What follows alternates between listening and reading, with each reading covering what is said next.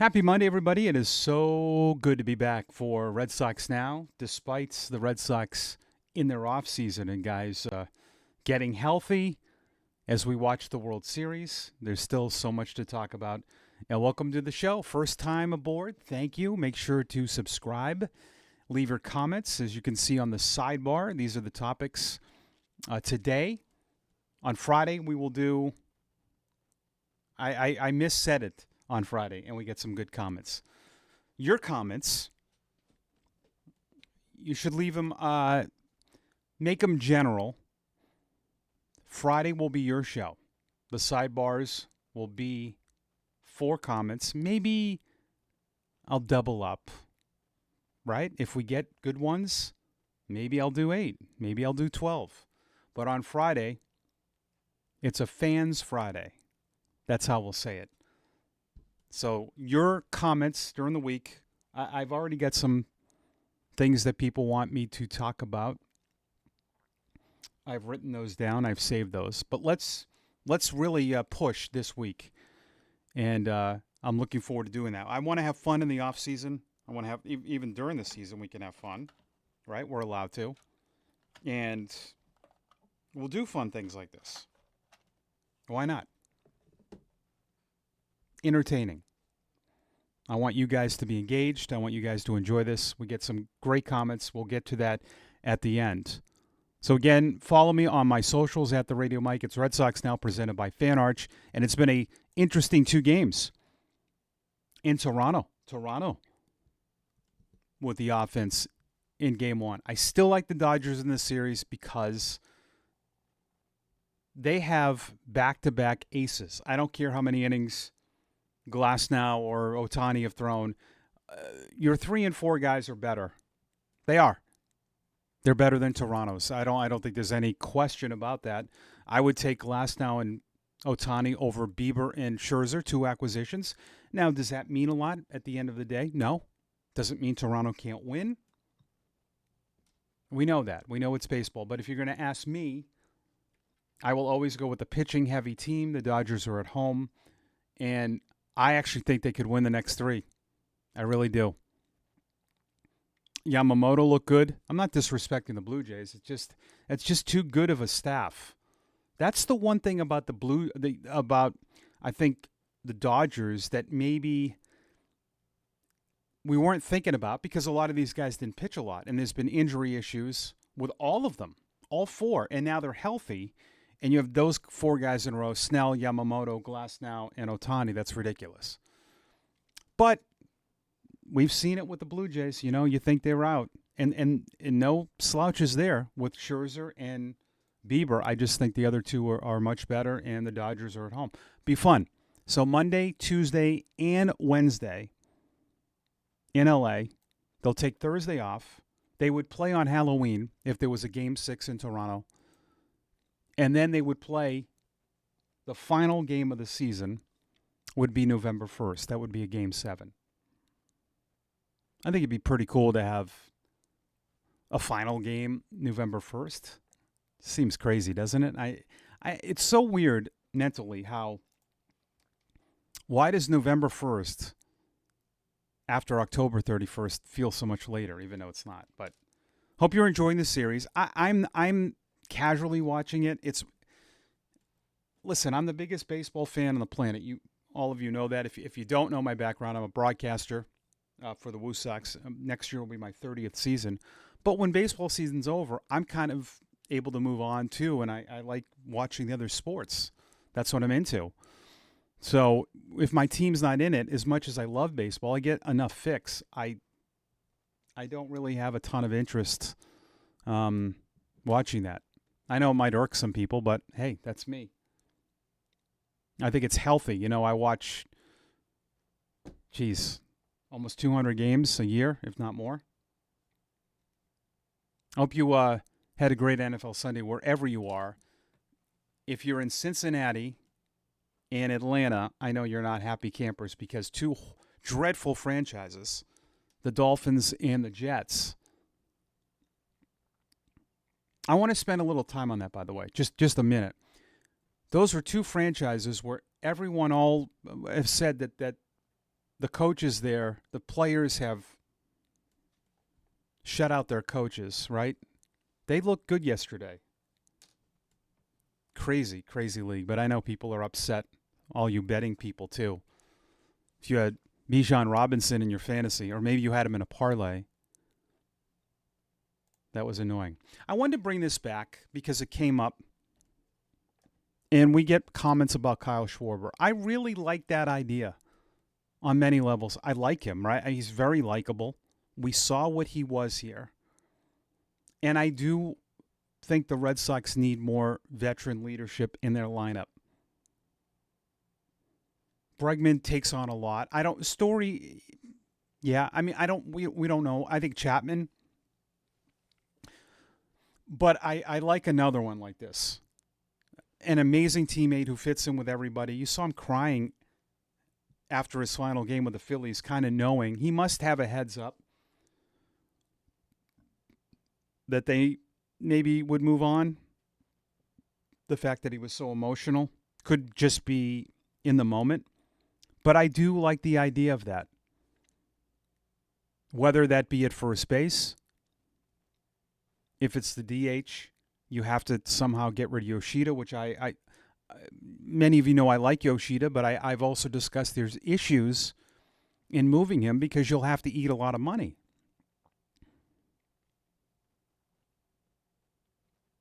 But why not him at first? We have one of those. I'll go ahead and read a comment now. We'll break format. Right? Who we got that? Yeah, we got a comment. Sign Schwarber and move Casas along slowly. But let's not. What we get a lot of is numbers, WAR, advanced statistics, and I get all of that. And I know there's a lot of swing and miss with Schwarber. But I think if you're looking for a type of player when you're good, see, when you get to a certain point, every year, every franchise is in a different place. Just like all of us in life, making a big move, quitting your job, moving on. The Red Sox are not the little engine that could now. They got to the playoffs. Now it's a step further. So you have to evaluate your moves that you make next. Are you bringing in players that make sense to where you want to get? Is that a type of player that is going to be instrumental on the whole team? Absolutely. He already played here. He played in Philly. And then you start breaking it down. Well, could he play first base? Of course. It's either DH or first. So if he's DHing, then Yoshida's out, or they figure something out with him. Obviously he's not in the outfield, and I don't think they'll play him at first. So if he comes in as a DH, then yeah, Yoshida. We could talk into it. He's definitely out. But then you think of a lineup. Does he lead off for the Red Sox? Schwarber, Bregman, Anthony Story. That's pretty good. And then Abreu,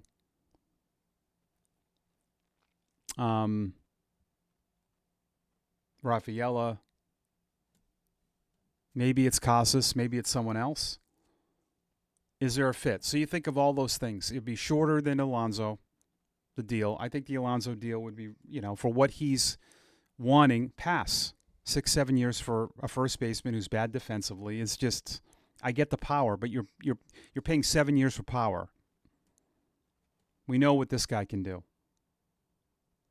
Do you like that foursome of Schwarber, Bregman, if he comes back, of course, Anthony and Story? I certainly do. And I think Bregman would as well. And I think if you're Schwarber, you want to go to a spot with protection around you. He had that in Philly with Turner, and he would get that with Bregman. So I really do. I like that a lot more. Not that I didn't before. I just wanted to circle back because it was talked about over the weekend by a lot of Red Sox writers, and they're obviously going to be in the mix for that. And I wanted to circle back on this because I posted this on TikTok, And I said in this, I'm not trying to be a contrarian on this. I'm just using, the way I do, critical thinking, common sense. I know people with the Tigers. Let's talk about Detroit first of all. Winnable division, had one of the biggest.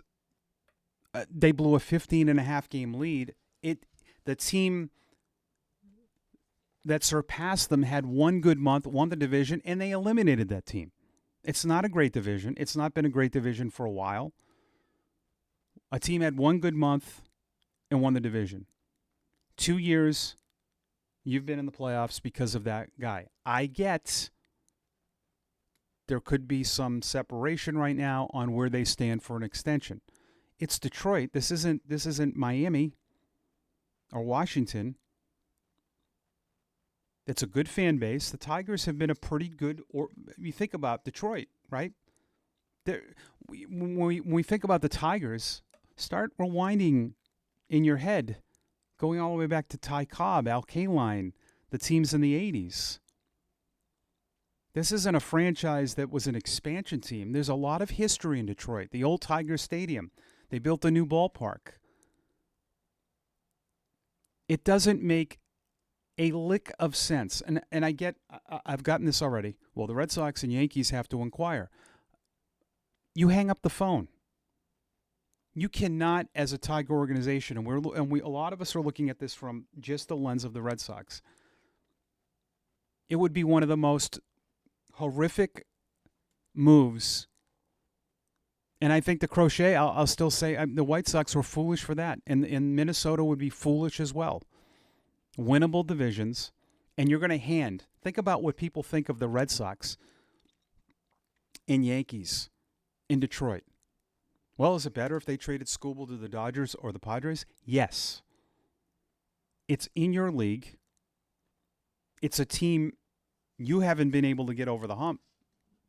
I mean, the last couple of years, the Tigers have performed better than the Red Sox, but it's still a business. And if the Ilitches who own the club, I don't care what the return is. What would you think if you were a Tigers fan if an ace like that, in their minds, and I'm not saying they're wrong, arguably the best pitcher in the game? You could say, well, Skeens and Crochet better. Fine. 1A, 1B, 1C, 1, 2, 3. Top 3. Is he top 3? Absolutely. And you're going to trade a top 3 pitcher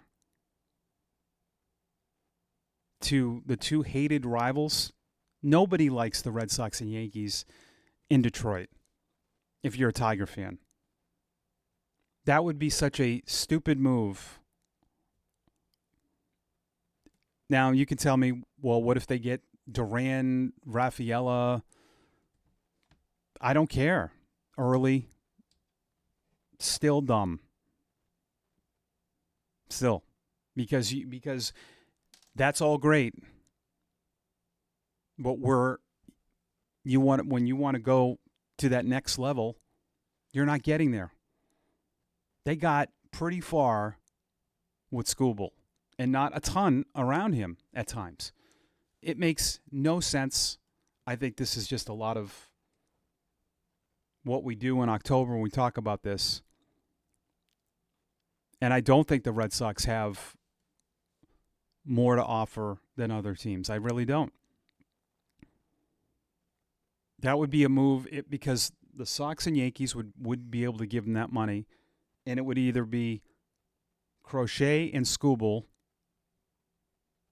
Garrett Cole and Skubal and that staff. You're not sniffing postseason. You're not sniffing an ALCS. Now, you could say to me, well, what if they did that and then traded for Hunter Green and signed Dylan Cease? Well, if they did that, how many assets are they giving up? I just think that there's kind of a misread on the Detroit market, almost like they're the White Sox run a horrible organization. the amount of people that did jumping jacks, even here. Oh, that Croce, they got so much back. So what?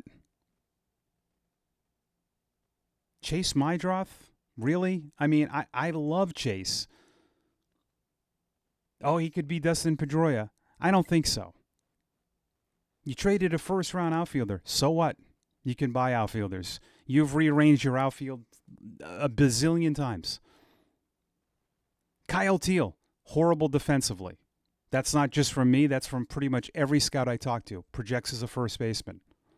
Great hitter. And Wilkeman Gonzalez. Get it. You got an ace. Yeah, but you didn't know that. Yes, we did. We all knew it. All of us. I was on text chains, group emails saying, from baseball people saying one of the biggest fleecings, more than the White Sox. I mean, more than the Sale deal, which was interesting because, there were some issues with Moncada. That's a big reason he was traded too. But those moves, trading a gem, there's not many arms on the planet like Crochet and Skubal. It sets you back. So, and I don't think the Hunter Green thing's happening. I don't think the Joe Ryan. I don't think any of those guys are going anywhere. With how many playoff teams there are now, and we've seen the difference. You see it this year. The difference in your team was Crochet. A lot of other things, no doubt. Bullpen, all that. But you're not there without that lefty. So I'm saying my piece on that.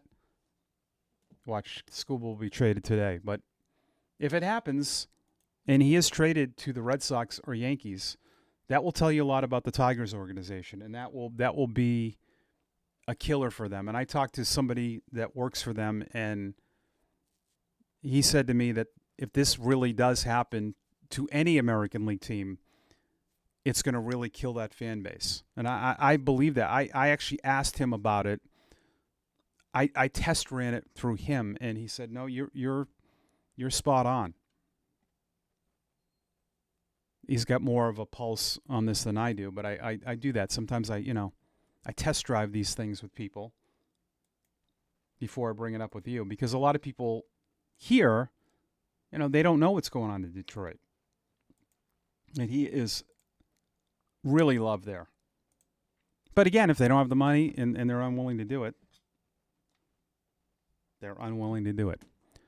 Richard Dunn, 2837. Richard, you're fantastic. Love you. Ancient history, but the 67 Cardinals versus the Sox. He was 11. First time Red Sox were in the series in a long time. Yep. Longberg, Yaz, Jose Santiago forced the Game 7, but ultimately too much Bob Gibson, the most dominant pitcher I've seen in my lifetime. I told Richard a funny story on here. My first year in baseball, I worked for the Prince William Cannons. It was a Cardinals affiliate. And we played in Salem. I'll never forget this. Salem, Virginia, the Salem Avalanche. Salem's pitching coach was Jack LeMabe. I don't know how I got into a conversation with Jack. Jack pitched Game 6 of that series. I still, to this day, and Jack passed away a while back, he told me that so Jack got the loss in Game 6. He said after the game that Bob Gibson came up to him and said, "I'm glad you lost it because I want to get the win in Game 7. And he didn't know if Bob Gibson was being serious or not. I don't know if Jack was being serious with me, but that is an amazing story. And maybe he said, "Hey, no worries that you lost. I want to win Game 7. And maybe over the years that story got a little more exaggerated. But cold-hearted. Imagine going up to a pitcher who lost Game 6 of a World Series and said, "I'm glad you took the loss because I want to get the win in Game 7. And he did. Dennis Zantier, 7636. Well, Mike, I was thinking on the question. I saw the end of Ted Williams' career. Nice. 67, 75, 86. Oh, 3 great seasons, Dennis. The end of Yaz's amazing career, but to be able to attend, to share 04 with my dad while I was still alive and my brother Paul was still alive, nothing can match that for me. Awesome, Dennis. That's great. Good. Thank you for sharing that. Thanks for asking. Have a great weekend. Let's go Red Sox. I'm glad you shared that. Yeah. It's a great thing about baseball. It seems to bond us more. We all love other sports, but there's something about baseball, right? At SethMan6397, Mackenzie Gore would be a minimal cost, but hopefully there wouldn't be a Dustin Mask outcome. Yeah, I don't know. I guess that's always the risk. I think the stuff's a lot better. But yeah, you're right. I mean, there is always that risk. But there's a lot of guys that you've brought in that might have not looked sexy on paper. I mean, going back to the Heim years, bringing in Walker Eovaldi, people weren't jumping up and down with those moves. It's weird. I like that arm. Mackenzie Gore's got a good arm. It'll be the third time he's been traded, if that happens. Game 3 tonight, World Series, Glass Now against Scherzer. On your way out, hit the subscribe button. Episode 163 on this Monday, leading up to Halloween on Friday. We'll do a Halloween Friday fan show. That will be on Friday. Thank you for watching. I'm Mike Antonellis. Red Sox Now is presented by Fan Arch, and as always, go Sox.